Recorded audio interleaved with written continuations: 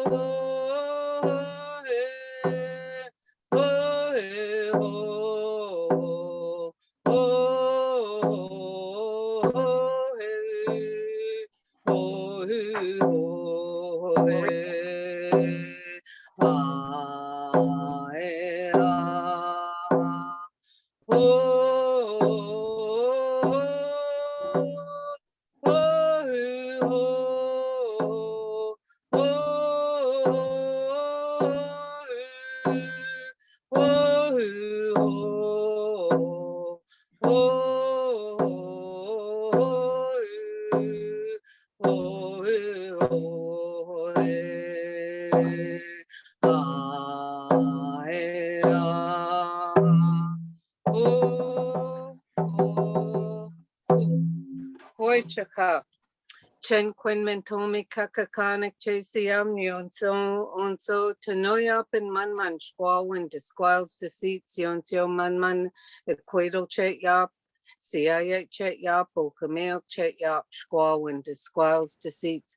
Asking you, Creator, to watch over all your children gathered here today and all of their family, friends, and the villages, communities where they're from and where they live, work, and play. Put a shield around all of them to protect them and keep them safe in the days going forward, and help them with their squall and the feelings in their hearts and minds, their emotional, mental, physical, and spiritual health and well-being.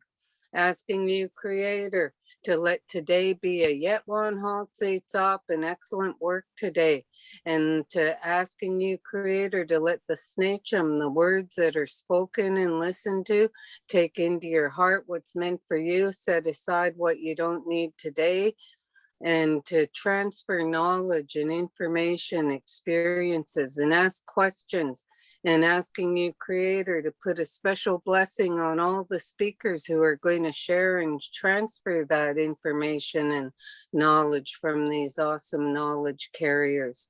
Asking you, Creator, to put a blessing on all our families with illnesses, injuries, and many other things, including those who may have COVID in their communities, and asking you to hear our prayers for their health, healing, and recovery. Asking you to hear our prayers for all of the Indian residential school survivors, Indian day scholars, the Indian 1960 scoop children, and the multi-generational impacted families of all of them, and to help each and every one of our families, because we're all impacted in some way with healing and continuing to stand proud and tall, walking in the footsteps of the legacy of our ancestors to help break the cycle of traumas and battles. Asking prayers for all our family and friends who have traumas and battles with alcohol and drugs, either prescription or illegal drugs, because the toxic supply is really taking many in the last year. And asking that we prayers for the homeless who are there because of their traumas and battles. Let our prayers put a shield of protection and safety around them, and to maybe help some of them find the healing path to wellness and recovery. Asking Creator prayers for all our communities where we may have families that have heavy hearts of sorrow for loss of loved ones, and to let our prayers help lift them up as they say farewell, or adjusting to the days after saying farewell, that our prayers help them with their healing and carry them in a good way. knowing that our loved ones always worry about us who still have to walk our life journey till our work is done. And they send those messages when we're low in our squalling. We might hear a song on the radio or smell something in cooking, or maybe a show comes on, or a dragonfly, eagle, raven, something that makes us smile and remember our loved one. And we feel lighter in our squalling. That's them letting you know they're with you, your spirit guardian warriors. So always know that they watch over as best they can for us. Again, Creator, asking you to watch over, guide, and protect all your children gathered here today. And let today be awesome, a new day, a new week, the last week of October. I was saying we're on countdown to Christmas once November 1st comes. So Chen Quinman told me, I'm Tama Quetzi Snachum. Those are my words. I'm grateful and thankful to all of you. And I, just as my late son I lost in 2018, he always used to go peace and love. And I say peace of heart and mind, love from my heart to your heart. Air hugs. Wachayap yo. You take care. Thank you so much, Sequoia. Thank you. It is a new day and a new week. Wonderful. Okay, Chastity.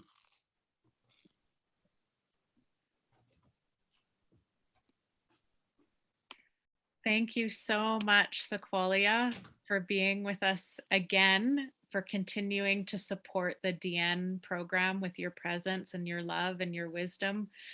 I just want to shout out congratulations to you for your recent election to the Squamish Nation Council. Oh, Yes, congratulations to you, our strong woman matriarch warrior, continuing your work in all avenues of your life. I'm so proud of you and just cheering you on from afar. Just like you say, you're never alone. Yeah, ancestors with you, and I'm with you in spirit. Congratulations. And thank you, Tamara, for continuing to be here with us and support the DN programming, and just for the commitment to truth and reconciliation. And we have a wonderful program here for all of you today to celebrate the launch of our Cohort 4 programming, our signature course of Canadian history through the lens of Indigenous women. Not only is it a course, but it's a movement that we have started on April 1st of this year, and it's growing so many legs. We have hundreds of people that have been through the training, that are centering the learning from Indigenous women's voices, knowledge, wisdom, and lived experiences. And it's an honor for me to hold space for that to happen in this arena of DN. And I'm just grateful that we have wonderful speakers here today: Susan Washington, Grace Wells, Dr. Kim Vanderwoord, and Dr. Brittany Bingham, who you'll hear from in just a moment. But just wanting to share a little bit of information about DN. You'll see that in the chat. You can find the website there. It's 4 modules of Canadian history through the lens of Indigenous women, that are, each module is about an hour and a half to 2 hours. So you have 90 days to complete about 8 to 10 hours of training, which is ample time. You can start and stop. It's self-directed learning. So you can log on your own time, do half an hour, and stop and process and come back to it another time. So it's really convenient, as we designed it to be self-directed. And then it also comes with 2 live Zoom calls that are facilitated by myself, where we get to come together as a cohort and learners, to ask questions, to share insights, to continue the conversation, and to continue the learning. So we have a new cohort starting on November 1st. And we would love it if some of you can join us. We have a promo code that will give you 15% off. That is DN21. And for those of you who are new to DN is a Chilcotin word for the translation is a person with the power to transform. And it's a really sacred word in the Chilcotin language, and the DNs are sacred people. But my understanding, being married into the Chilcotin Nation, is that everybody has the power to transform. Everybody is a DN. And it's really about doing that work to commit to transformation. And I'm confident that if you come and take the DN course, that you too will be transformed. And so I also will encourage you, will continue to share the promo code and information in the chat. But I also would love to introduce my dear friend, Susan Washington. She has been a dear friend of mine since I was a teenager. So I've known her for a long time. She is a professional and personal coach, and her work is transformational. She works with some of the best leading leaders in all sectors in Vancouver as their coach, cheering them on and doing really wonderful work in personal transformation and professional transformation. And Susan is a past participant of the DN programming, and I would love to just have her share her experience of learning on the DN platform, what's changed for her, how she transformed, and the importance of continuing our learning and centering Indigenous women, the original matriarchs of this land. And so without further ado, I will pass it over to Susan to share a few words. Thanks for being with us, Susan. Thank you very much for the introduction, Chastity, and hello, friends and honored guests. So many beautiful faces, and so nice to see everybody and the interest in this very important and really earth-changing work. So I'm going to tell you what, how, and why this course has been transformative for me. And a precursor, when I met Chastity when she was a 19-year-old, full of that vision to do something in the world, something to create more justice, to create more equality, to stop racism, to stop sexism. She had all of these ideas and this energy when I met her.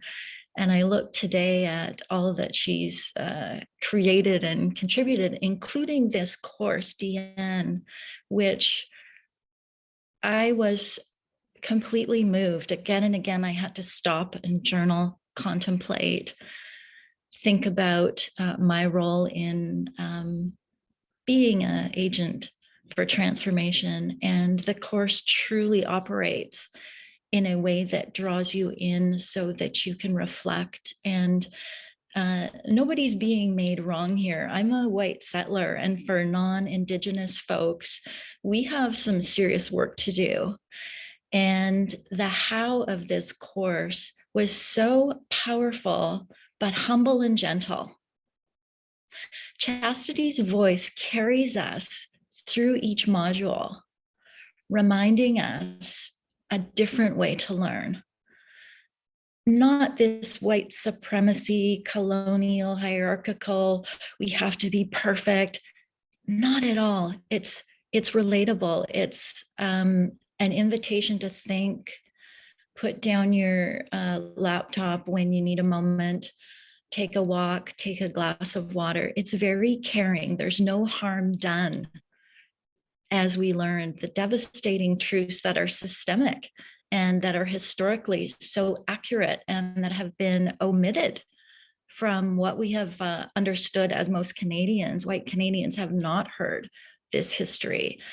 And so the how of this course is so, just hearing Chastity's voice alone, it's so calming and it's well paced. And there's this sequence of the modules where we feel like we're prepared for the learning and we're so well guided.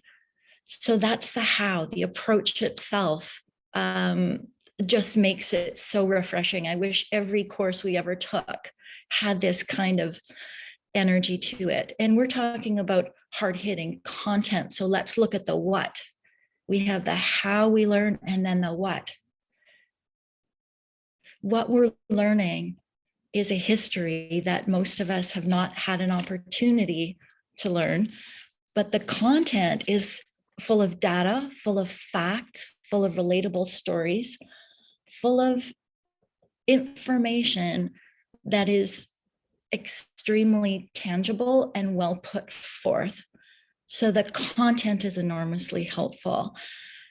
This inclusive history, though, comes from the centering of Indigenous women's voices. So when we go way back to the Indian Act and we look at how things were put forward, not just in a racist way, but in a sexist way, we see the patriarchy played a whole force field of ripple effects that continue today in policies and in laws and in systemic patterns that still continue. That these women who are leading us, these experts, are helping disassemble.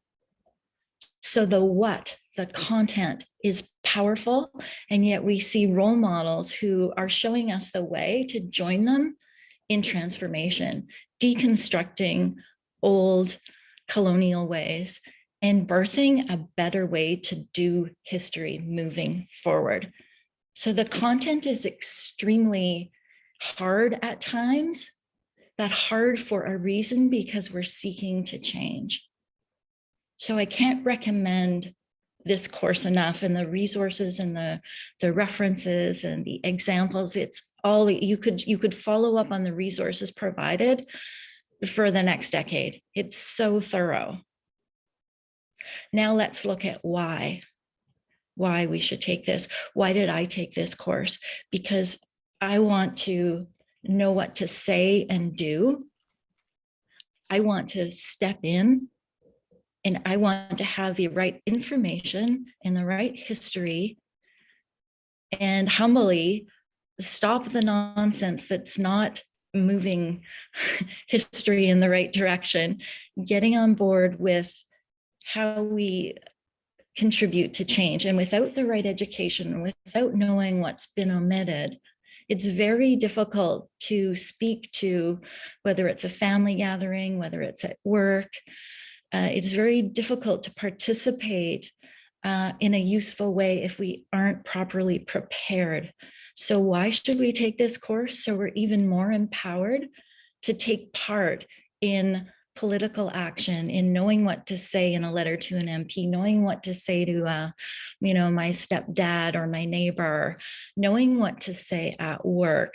So we do this because we have personal responsibility, and DN gives us the tools and the philosophies with such grace that those valuable tools can come with you to do what you need to do to stop racism and to decolonize our lives.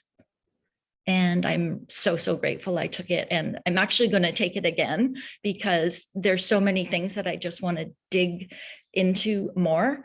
And the calls that you get with Chastity are very useful, because you can debrief and you can share your experience with the other students in your cohort. And that part, I think we've all taken courses where you're just phoning it in and, doing your work, but it's very isolated.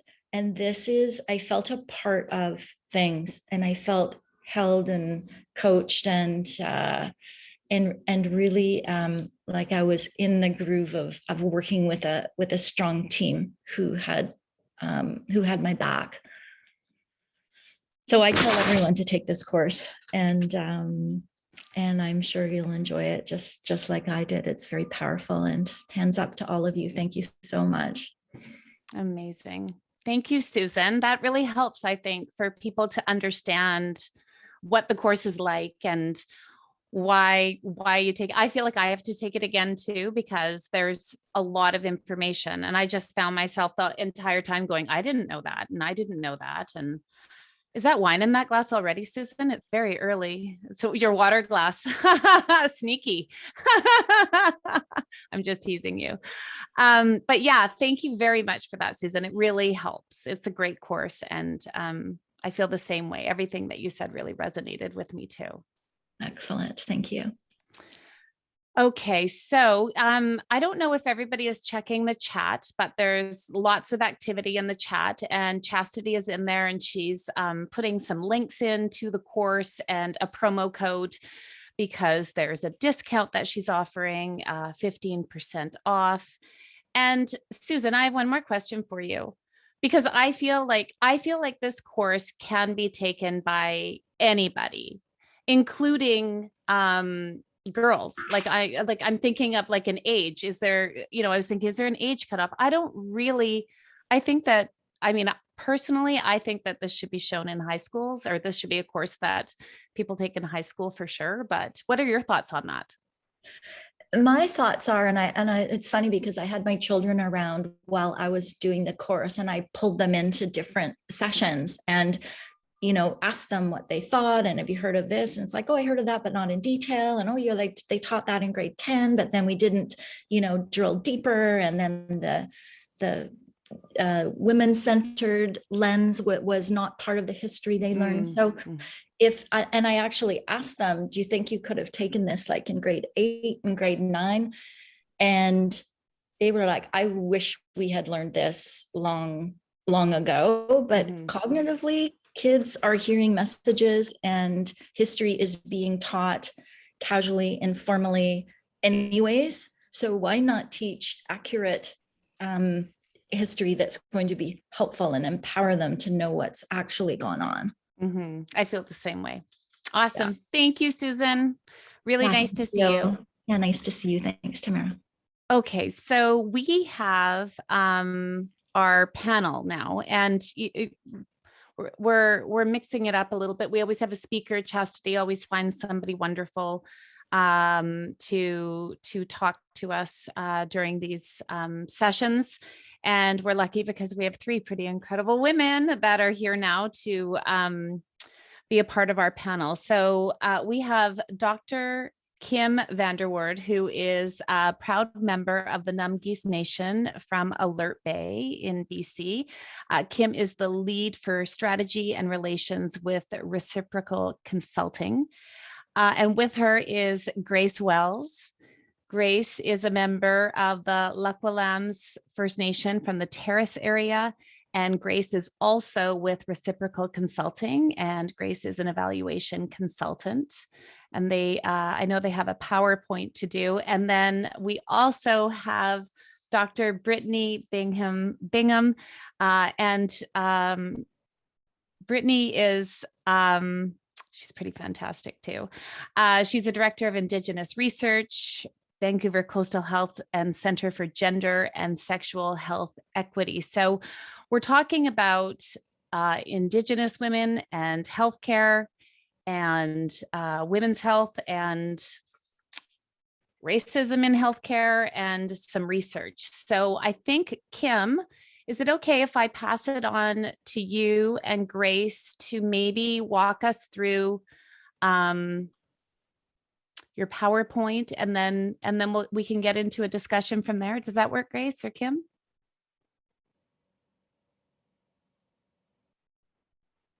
Gila Kasla, Nuguam, Golasiam, Nuguam, Namgioxman. I'm a Numgis woman from the Killerwell clan. I shared with you the name that my grandmother gave me at my family's first potlatch. I'm coming to you from the beautiful and ancestral homelands of the Othama people, who were renamed Pima here in Arizona, actually. And my family teaches me that when I come to someone else's homelands, that I introduce myself to the people and the ancestors of the land, and share with them my intentions. And my intentions today are to have a good conversation and to really think about how we can privilege Indigenous women's voices and perspectives throughout history and all of our experiences. We're going to really briefly share with you a little bit of background of some work that Grace and our team have done at Reciprocal Consulting. So we're really happy to be here today, Gilakasla, Chastity, for including us. We had the huge honor to work alongside the BC Women's Health Foundation with Janessa Greening and her team to think about, first of all, women's experience in healthcare, and then as time went on, Indigenous women's experience in healthcare. Yeah, next slide.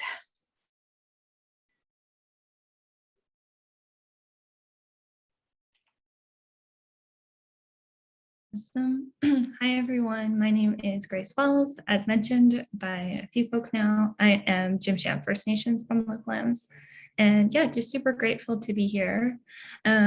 First, we just would like to raise our hands specifically to the resilient women and the Two-Spirit folks who generously shared their stories and their experiences with us in both of these reports that we are going to talk a little bit about today. And also to, yeah, as mentioned, with Janessa and her team at the BC Women's Health Foundation and in partnership with Pacific Blue Cross. Also the BC Women's Hospital Indigenous Women's Health Program and the Ending Violence Association of BC. You'll see some of the beautiful art and the graphic design, which the artist is Margaret August and the graphic designer is Cheyenne Manning. And then also to the donors of the BC Women's Health Foundation's Indigenous Women's Health Fund, and to anyone that's taken the time to share and listen with us or has taken the time to read some of the reports we're going to talk about today. Great, next slide. It's probably not surprising that women have been sidelined in the health care practice.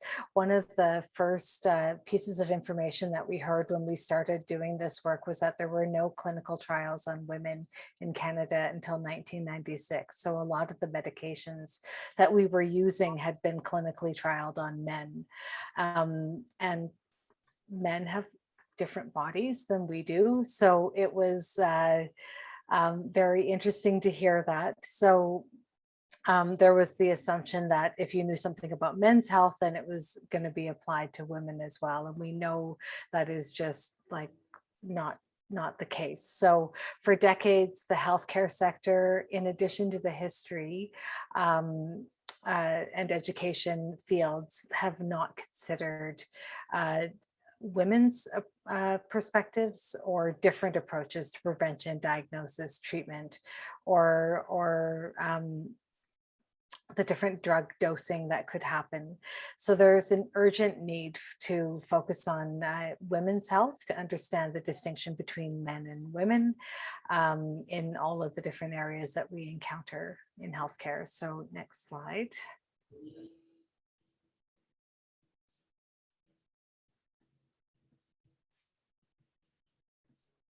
Yeah, so obviously the lack of understanding of women's health in general, historically, is a major issue. And then we kind of go into In Her Circle, which is a report that we most recently did. And that one kind of explores the more pronounced barriers to access, the chronic illness, and other high levels of racism experienced by Indigenous women. So In Her Circle is a report that's grounded in Indigenous storytelling methodologies. And this report really centers the voice of Indigenous women and their experiences, particularly through the COVID-19 pandemic. So there's quite a few layers to kind of go into there, and in terms of history, and then kind of in addition, racism, and then this added layer of COVID and those experiences that were shared. And so, yeah, this report uncovers Indigenous women's experiences. There's a lot of stories of isolation, access issues, resilience, and community. And the report provides recommendations for a future where Indigenous women will have equitable access to high quality healthcare where and how they need it. Next slide. The report, I posted the link in the chat if you'd like to read more about that report. There are a number of different case studies that are presented, but I think what we'll do is we'll just go to the final slide.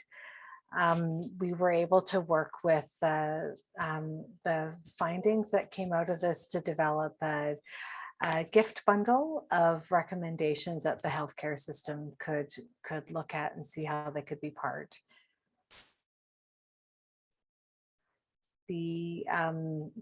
A number of different themes, as you can see on the slide, about being more inclusive, about holistic health. I think one of the things that we learned in both reports, in the In Her Words report and then In Her Circle, were that health has a much more expansive definition than what you would typically see in the medical field.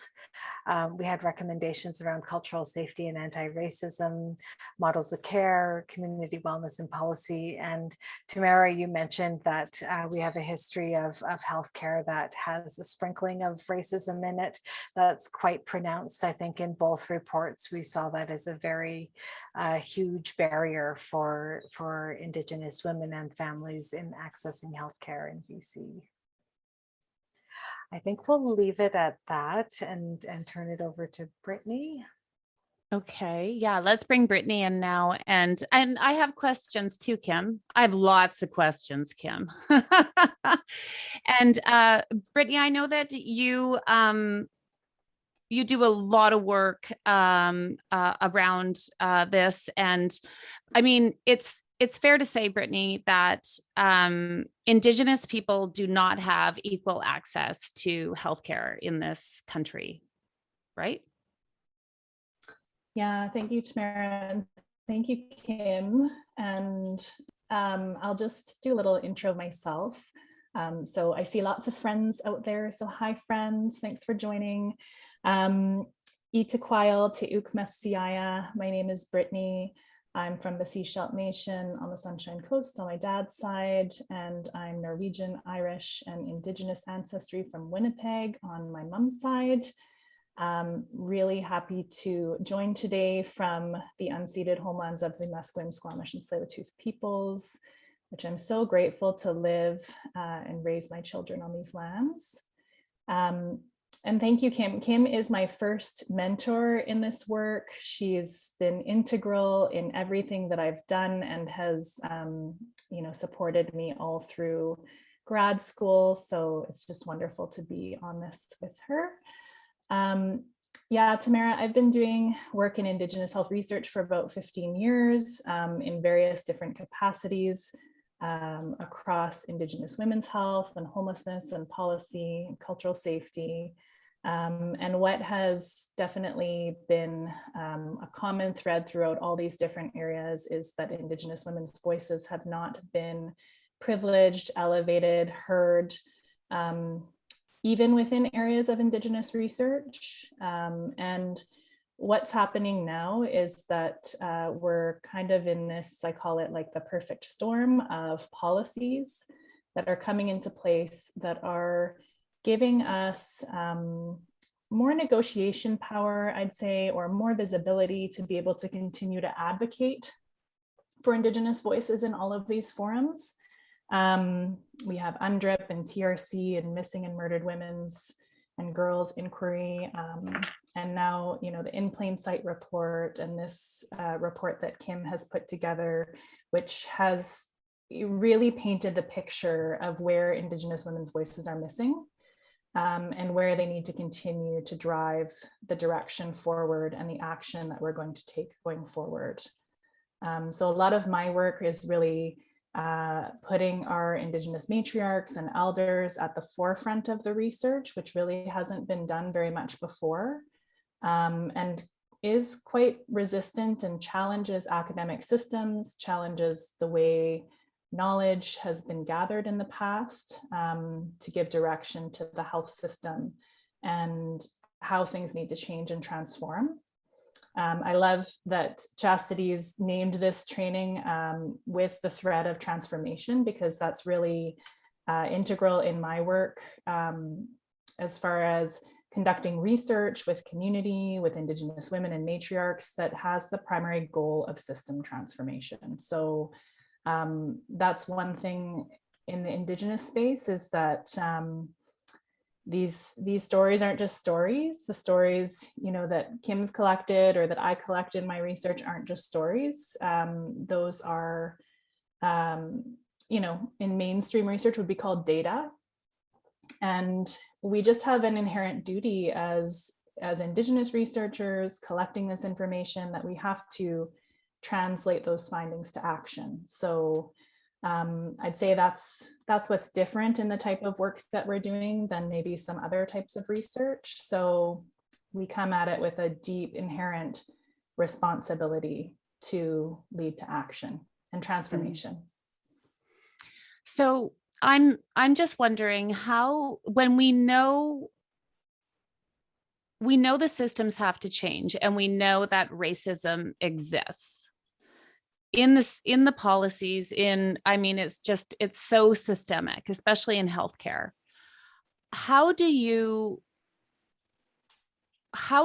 start to dismantle that when it's not only the systems that are seeped in racism, but there's also so many people that are working in healthcare, like thousands and thousands and thousands of people working in healthcare who, like it or not, might not want to admit that they have stereotypes in their head of Indigenous people. And so how do we begin to dismantle that, even at, a grassroots level?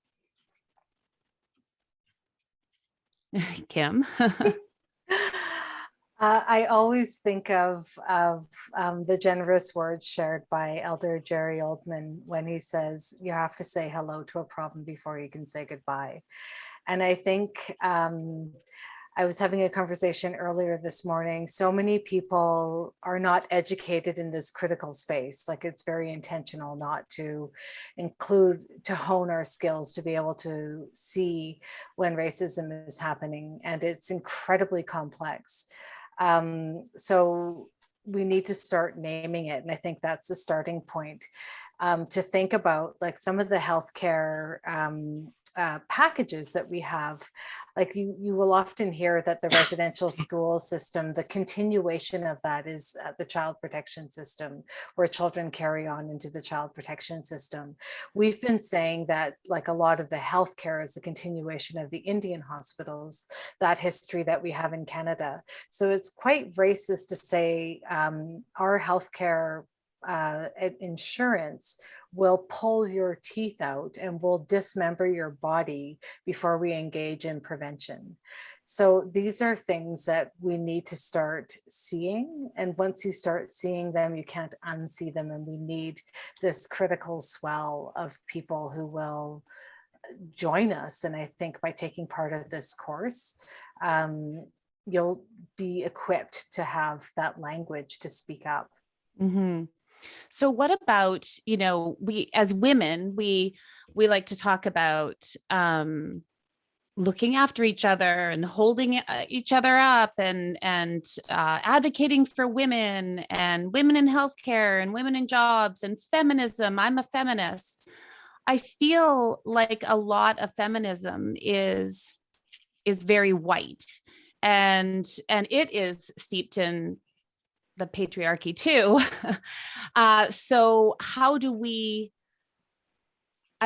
can you be a feminist if you're not concerned about things like birth alerts that are still happening in our hospitals? I mean, if you mention birth alerts to a room full of white women, we'll all clutch our pearls and be like, oh, are you kidding me? How can this be happening? But it is happening, Kim. Brittany, or yeah, I mean, jump into Brittany, like it's, sorry, I think Kim, you muted yourself again. But so how do we, help me out here? Like, how can we be feminists if we're allowing things like birth alerts to happen and shocked that they are? Yeah, I mean, I think what you're getting at too, Tamara, is this, there's been this narrative of, but I didn't know. And that's what I think is changing now and is starting to change now, is that, but I didn't know is no longer going to be an acceptable response, because there's now coming out so many tools and so many resources, and this great resource that Chastity's created, where people are taking it upon themselves now to learn. And it's more important what we do once we do know, right? Like witnessing is very important in our culture. Witnessing, once we've witnessed something, we have a duty to do something with that. And so, another thing too is that we can't intellectualize this journey too much. Learning about the history, learning about what's happening, and connecting to that sense of justice that's heart work. And when we connect to that on a deeper level, it really fuels our sense of wanting to create justice, to take action, to put our hearts into it. And so sometimes when doing this education around the history, you kind of see people go kind of straight into their amygdala response, straight into that stress response and that arousal state. And what we're really trying to do is move people beyond that. It's okay to feel that initial shock when you learn these horrific things that have happened to Indigenous people, to Indigenous women, right in front of your faces sometimes, right in front of you, and you didn't see and you didn't know. But once you know, doing better becomes easier. And what Susan was talking about Chastity presenting this information in a gentle way, in a way that supports and uplifts people as they learn it. That's really important too. Use the anger that you get from learning this history, use the passion and outrage, and translate it to action, because each and every one has a gift or something to bring to this work. So I think it's more about, we can't do this alone. Indigenous women can't lead this charge alone. We need each and every one of you to join us on this. Yeah, that's what Chastity always says, right? It's about bringing Indigenous and non-Indigenous people together to work towards a common goal. We need each other we need each other. So Kim, when you, like a regular person who's, not doing research, who's not, involved in healthcare, how does a regular person help? Like, how do we, besides taking DN, besides taking a course, how do we help? I might pass this one on to Grace. Oh yeah, good one, Grace. Yeah, definitely. It's so interesting because there's so much intersectionality there, but I think in terms of just regular people wanting to kind of work towards addressing racism, or I think there's a lot you can do, both in kind of the healthcare field and also outside, just in your personal life. Of course, courses like DN, and reading reports such as In Her Circle, and other various reports. There's so much existing knowledge out there that's already shared so widely, such as the In Plain Sight report and the MMIWG final report, but also looking and hearing from other Indigenous authors, storytellers, creatives, advocates. There's so much more beyond kind of that one kind of intersection where you can kind of get to know the people behind the story and understand that experience a little better beyond, a report. I think that's a great place to start, just in terms of listening and understanding, and then using that gained knowledge to go and have conversations with others by talking to your friends and your family and about why women's health matters. And yeah, I think having conversations from there. Grace, when you guys were working on this, and you know, do you have any examples of maybe some things that Indigenous women said about accessing healthcare that would be good examples for us to hear? Yeah, definitely. So a bit about the report as well. It's titled In Her Circle because we wanted the readers to kind of feel that they are part of the sharing circle, that we got to listen together and take in those stories and experiences together. And so there are quite a few examples of access issues. Particularly, one Indigenous woman shared her story that she wasn't able to support and advocate for her family members in a way that she was once able to, especially with the COVID restrictions. And so she had a family member who was in the hospital for COVID, and advocating meant she had to call healthcare practitioners daily to help kind of manage her family members' health and wellness. And that presented a lot of barriers in terms of how she was able to support that family member. And one of the things she noted was to maintain safety for herself and her family members, she had to present herself on the phone in a way to avoid racist stereotyping, to kind of create and maintain safety for her family member that was in the hospital. And so that's just like one story of hundreds. And a lot of folks really also shared, okay, this is my experience, and also this is my daughter and my granddaughter's experiences. And so I think the stories really that were shared went so much more beyond just themselves, that into their community. And I think that's also really important to note as well. And kind of speaks to the nature of Indigenous women in communities, you know, like they really take care of each other, and the health and safety of that Indigenous woman affects many others. And Brittany, when in doing research, what would it mean to decolonize research? What would that mean? Yeah, I mean, that's a big question, and one that I've been, you know, on a journey to try and answer through my work. And decolonizing research is not easy when doing it within systems that are colonial. So, you know, we have certain systems that value what knowledge is, that value what counts as data, what counts as a rigorous method. And what we're really trying to do is elevate the fact that Indigenous people have been scientists, have been doing research since time immemorial, living off of our lands and our territories, studying patterns of the land and how to survive and thrive.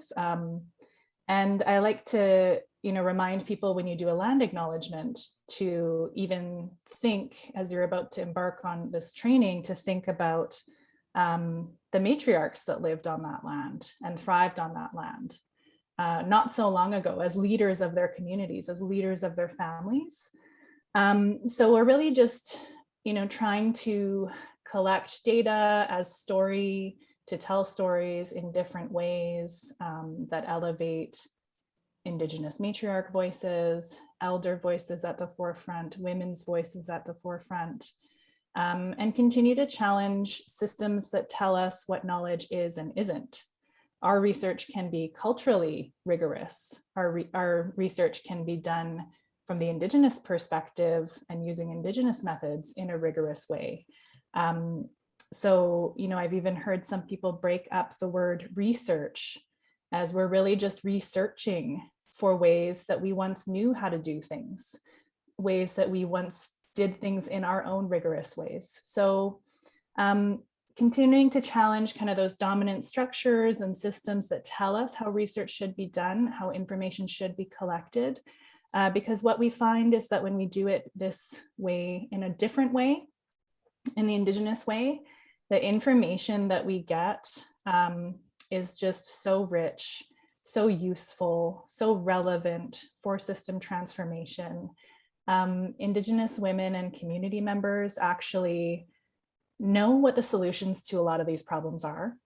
And it's just a matter of talking to people and using relational approaches to actually elevate some of those ideas, and instead of the usual top-down methods that we find solutions to problems.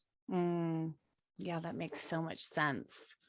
And Kim, you know, some of your takeaways from this research that you and your team did, you know, what do you feel are the most important things that you learned from this bit of research that you did? So many things. Like I think even the tone of DN and privileging Indigenous women's perspectives. I think that's one of the messages that came out so strongly in the 2 reports we did about the, as Brittany was saying, the matriarchal leadership and researching rematriating women in our communities. Just how generous Indigenous women are with their time and to give back again. Like, I can't tell you how many times when we actually went in person for the In Her Words report, we went through all across the province, and people said to us as we came in the door, we've told this story before, and we came in and said, we trust the people that we're sharing this back, that they're going to do something with it. So they sat down with us again and generously, humbly, passionately gave back because they believe in the opportunity for transformation. The strength of Indigenous women, I think that's something that comes through the course as well.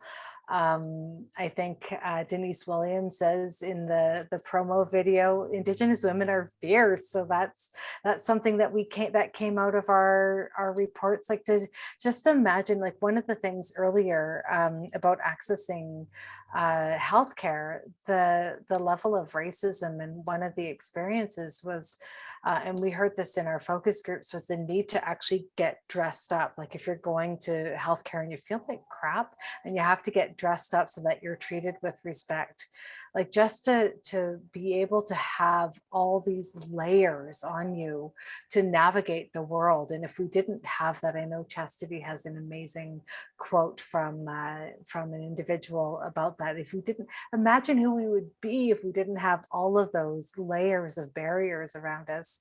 And I think I guess that final piece is that we're still here. Despite the attempts in Canada to distinguish or extinguish us, Indigenous women, like, just holding their families safe through all of this time, and men, but the role of leadership for women to keep building these fierce, incredible communities that are across Canada, Turtle Island. And Grace, I know you were, you know, you might have a different learning than Kim, I'm not sure, but, you know, what do you think were some of the most important things that you personally learned from this experience, this research? Well, I think Kim covered a lot of similar experiences. I mean, I will say that also that being part of those circles was an incredible honor, and to be trusted with the stories of the Indigenous women throughout the province was such a huge privilege for me myself, and kind of that sense of responsibility translated into myself and what I was able to do. And I don't take that responsibility lightly, and to be able to kind of even just be here today and share some of the experiences we heard and what the report came out to be as it was. I think that in itself is very important, and yeah, I hope that hope that comes across. Yeah, it does, for sure. And Brittany, just as we're wrapping things up here with all of you, you know, looking forward and with the work that you do, and, you know, what gets you excited? Like, what do you look forward to? Where, you know, what puts the skip in your jump, or the jump in your skip, or whatever it is? What, you know, what is it? Yeah, as I mentioned before, I'm just really excited by what feels like this wave of awareness that people are taking and having. You know, Kim's been doing this work a long time. I've been doing this work a long time, and so is Chastity and Grace as well. And there's never been this level of awareness and passion to actually hear these stories and to engage in this truth-telling process. And I feel the energy of that. And it's fueling me in my work to just want to use that to facilitate change, to ensure that Indigenous women's voices are at the table and at the important tables that they need to be at. And to just push this work forward. You know, like Kim said, we've heard all the stories, we've heard of what Indigenous women have to go through to interact with systems that weren't made for them, that weren't, you know, developed with them in mind. So I'd love to see systems be developed with Indigenous women in mind and heart when they're put together. And that would be beneficial for all women, actually, right? 100%, definitely. Well, thank you so much. Thank you, Kim. Thank you so much, Grace. And thank you, Brittany, very much for being here and for sharing all that information in the research and what you're working on with all of us. We really appreciate it. So thank you very much. Okay, so Chastity is, she is busy texting me with winners' names and all kinds of stuff in here. Chastity, do you want me to, are you there, Chastity? Because I can't see you anymore. Yeah, I'm just okay, there you are. I just wanted to say there's a question in the chat for the panel. Oh, So okay. before we wrap up, Amy Woodrove has a Oh, question. I see. Yes. Yeah. Okay. Do you have any examples of transformative change towards decolonization, cultural safety from the stories you share with power brokers? What happened? How did it happen? And what happened next? And that was to Kim, Grace, and Brittany, if you wanted to just answer that, and then we'll move to wrapping up the session. We had the opportunity to actually work with Amy with a large provincial organization, and I think we came in and were ready for kind of a status quo meeting where you got your agenda and you went around and you just like dove into the actions and started thinking about the meeting. But we came in and there were like new humans in front of us. And this was about creating cultural safety within this system. And I think in terms of decolonizing research, decolonizing our systems, a big part of it is the humanity and being in relationship. So that was something that we brought into that area of being human together. So we just kind of broke bread together and asked for that human space where we talked about like, who are you? And where do you come from, not your title. And it was potentially, I mean, I can't speak on behalf of the other individuals, but my impression was that it was a style that they hadn't encountered before, and that it disrupted something in them. To want to think deeper about the process that they were undertaking. So we ended up continuing the work and really continuing to disrupt the systems that particular area of the provincial government.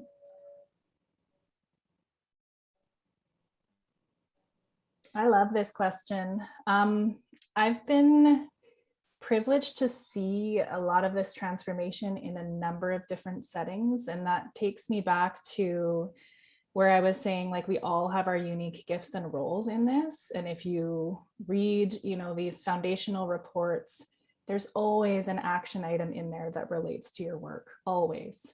And, we can see it in the economic space when places are created, to increase Indigenous participation in industry, in work.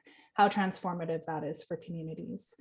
I've been privileged to be part of some training for health system leaders on cultural safety and see that shift and that transformation that happens and how powerful that is because it ripples outwards towards their teams, really focusing on people developing, once they have this knowledge, developing the moral courage to speak up and speak out when you see anti-Indigenous racism in the system or in other settings, to have some tools in your toolbox of what to do and who to speak to and how to take action. And it's really just, lifting some of this burden that has been on Indigenous women and Indigenous people's shoulders to make this transformative change. And I really see that, of course, there's people in the system who, may cause harm to Indigenous people. But in my experience, I have seen so many committed people who are willing to change, who are willing to do this hard work and willing to learn this material. And that's really transformative, seeing the willingness and commitment behind folks for that learning and to take action. So. Awesome. Thank you, Brittany.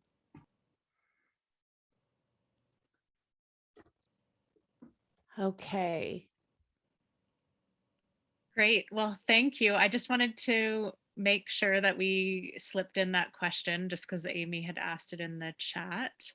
So thank you so much, Kim, Grace, and Brittany, for taking the time to be with us today, to share your knowledge, to share your wisdom, to share your lived experiences, to share your energy and your beauty and your ancestral knowledge as well as, and I'm just so grateful that we have had this time to center your voices as Indigenous women leaders, leading the way in healthcare and in research, and in health and wellness in your own lives for your families, and for our communities. And just also humbled for your support in for the DN platform. Some of you who have taken the course will recognize Dr. Kim Vanderwoord from the videos. And if you haven't taken the course, Cohort 4 starts on November 1st, and Dr. Kim Vanderwoord is one of the 6 Indigenous women who are a part of the videos. We will have new programming coming out in 2022 that will continue to center the voices of Indigenous women. But just want to remind folks that we do have Cohort 4 starting on November 1st, and the promo code is DN21, which I'll pop in the chat just as we close here, for 15% off, and really looking forward to seeing some of you there.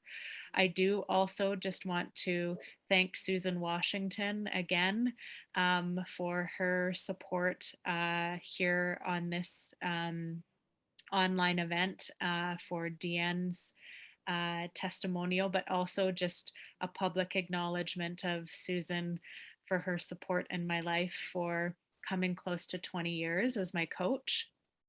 And really helping me overcome the obstacles that have been a part of my life. And Susan has been there for me for 20 years as my coach and my friend, and I call her my earth angel.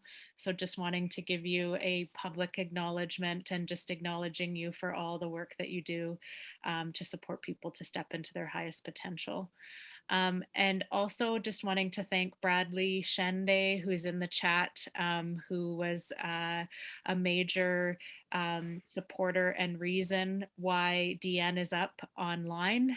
Bradley Shende, thank you so much for being here and your continued support as being my technical support in figuring out how to take the program and putting it online. We wouldn't be here without Bradley and Indigenext.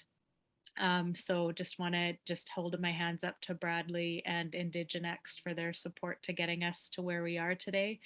And then also, before I hand it back over to Tamara to announce the winners of the free access to DN for cohort 4. Just also really wanting to acknowledge Tamara Taggart. I met Tamara as a guest on her podcast, and I reached out to her to be part of our April 1st launch for DN, and she stayed super engaged since then.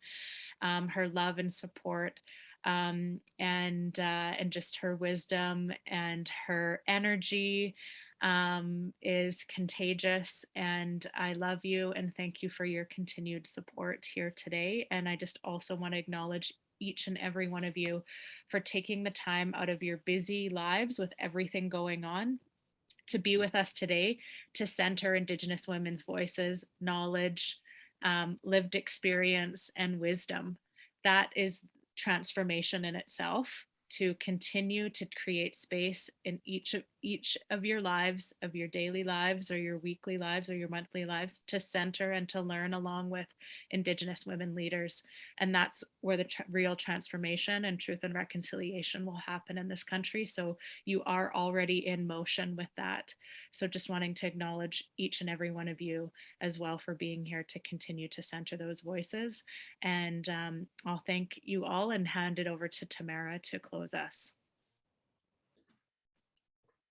You're amazing, Chastity. Thank you. And thank you for bringing everyone here together. You're so good at bringing everyone together. And we all appreciate you. So Chastity has been super generous. She always gives away some free access to DN. We have 4 lucky winners who will get DN gifted to them. And those names are Leah Bartko, Pamela Fennell, Alana Hornby Smith, and Georgia Larson. So if you are any of those, Leah, Pamela, Alana, or Georgia, please just say something in the chat and Chastity will get a hold of you. So congratulations, you've won free access to that.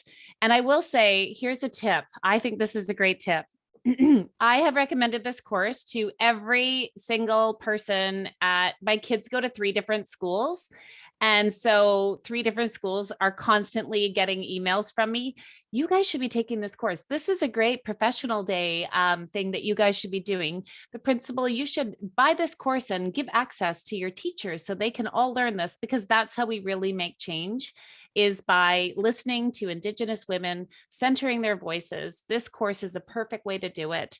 And then sharing the knowledge and getting other people to take part in it too. And that's how we create change. So thank you so much, Chastity, for having us here.